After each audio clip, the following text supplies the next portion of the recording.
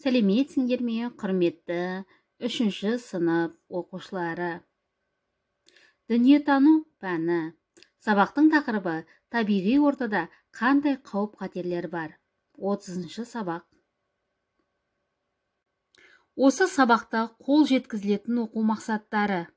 Түрлі дереккөздер негізінде табиғи ортадағы қауіп-қатерлерді анықтау және бағалау. Өзіңнің табиғи ортадағы қауіпсіздігін жоспарлау. Балалар, бүгінгі сабағымызда табиғатта болатын түрлі қауіп-қатерден қалай сақтануға болатынын үйренесің.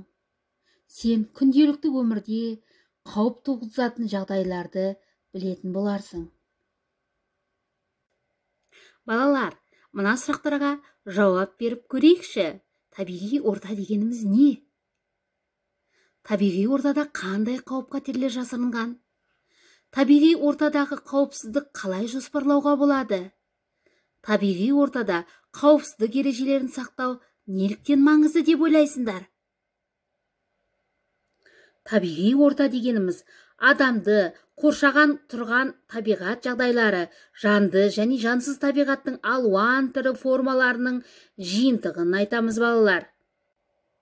Балалар, оқулығымыздың 76-шы бетін ашайық. Қоршаған табиғи ортаның көптеген құбылыстары адам өміріне қауіп төндіруі мүмкін. Сызбаға қарап, қауіпті жағдайлардың туындауын түсіндір. Табиғи, техногендік, экологиялық, адамның іс-әрекетіне тәуелді емес құрғақшылық, су тасқыны тағы да басқа.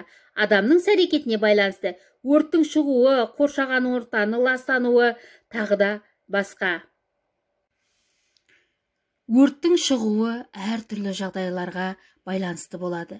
Сіріңкені жағудан, отты дұрыс өшірмей кетуден, күннің қатты ысып кеткен кезде де шөпке, қурап қалған шөптердің де өртеніп кетуі мүмкін. Яғни өрт тілсіз жау.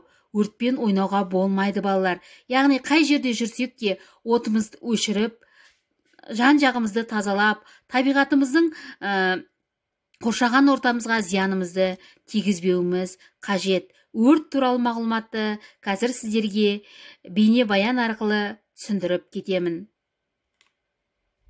Шақырайық. Өрт сөндіру қызметінің телефон нөмірі 101. Тездетіп 101-ге қоңырау шалайық. Алло, өрт сөндіру қызметіне жедел жетіңізші. Ойын алаңын өрт шалды.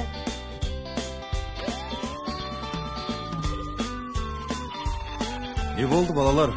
Қорықпаңдар. Біз қазір сөндіреміз.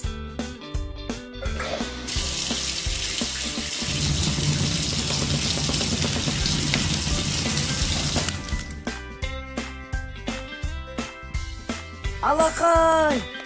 От сөнді. Бәрі артта қалды. Енді бұдан бұлай сіріңкемен дос болып, онымен ойнамаймыз. Сен сіріңкені алмаймыз дейсің ау. Біздің үйшігіміз бен ойын алаңымыз өртеніп кетті ғой.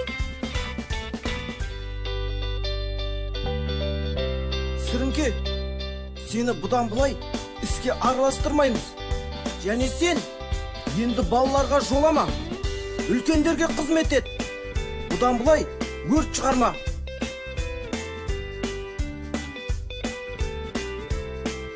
Рахмет сіздерге, өрт сөндіруші ағайлар. Біз көмекке асығамыз. Өртті сөндіріп құтқарамыз.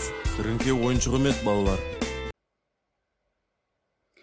Жер сілкіну, жаңартау атқылау, көшкін, боран, құрғақшылық, тасқын, өрт табиғатта жиі қайталанатын табиғи қатерлер деп аталады.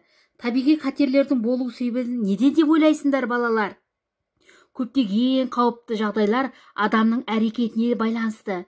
Заводтардың, фабрикалар мен көліктің жұмыс істеуі зиянды қалдықтардың бөлінуіне әкеледі.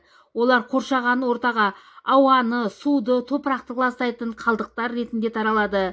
Осылайша адамның өмір сүруі ортасы ластанады.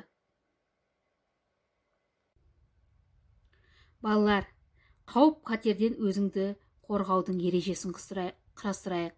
Қыс мерзімінде табиғат аясына шыққан кезде, көктемде табиғат аясына шыққан кезде, жазда табиғат аясына шыққан кезде, күзде табиғат аясына шыққан кезде қандай қауіп қатерден өзімізді қорғауымыз қажет. Сол жөнде ереже құрастырып көрейік. Қауіпсіздік шаралары. Жалпы адамдар үшін белгіленген мұндай шаралар өте көп. Біз енді бүгін солардың негізгілеріне тоқталып өтеміз. Ал сендер балалар мұқият тыңдап отырыңдар. Біз күнделікті өмірімізде жолға шығамыз, көшеде жүреміз, көлікпен қозғаламыз. Бұл жағдайларға байланысты өзінің қауіпсіздік ережелері бар. Соларды міндетті түрде сақтау қажет. Мысалы, көшеде бағдаршам тұрса, оның шарттарын бұлжытпай орындауға тиіспіз.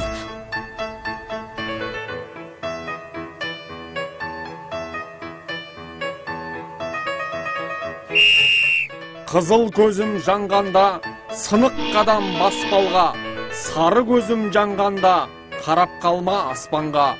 Жасыл көзім жанғанда, жүре бергін, жасқанба. Ал енді естеріңде болсын, егер жолда мен болмасам, арнайы жаяу жүргіншілер өтетін жолақпен, немесе жер асты өткелімен өтуге тиіссіңдер.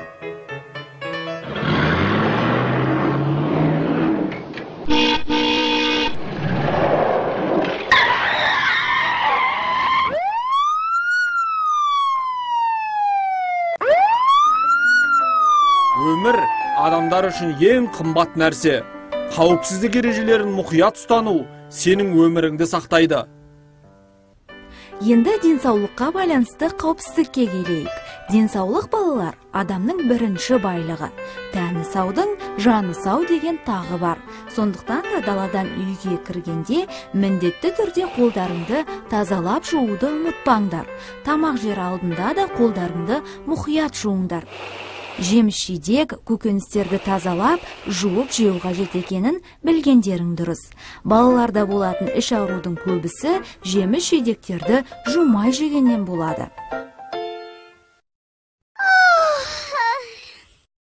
Балалар, аяқталмаған сөйлемді аяқтап, барлығымыз маған WhatsApp желісі арқылы жібереміз. Бүгін сабақта мен нені түсіндім, нені білдім, неге көзің жеткіздің? Бүгін сабақта қуантқаны, мен үшін мақтар едім, нені мақтар едің, маған ерекше ұнағаны, сабақтан соң маған не келді, бүгін сабақ саған сәтті өтті ме, қызықты болды ма, сол жөнде өз ойларыңды аяқталмаған сөйлем әдісі арқылы жібереміз. Үйге тапсырма балалар, 76-77 бетті оқып, қауіпті қатерден қорғанудың ережесін құрастырып келеміз.